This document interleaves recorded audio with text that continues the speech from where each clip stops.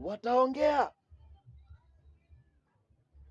watanung'unika, watakuwekea vikwazo, watakulaani, utatusiwa. Lakini wewe Rais William Samuel Ruto, weka msimamo, tetea nchi yako, tetea taifa letu la Kenya. Tunakutambua kama gwiji, tunakutambua kama amiri jeshi mkuu. Simama na taifa lako,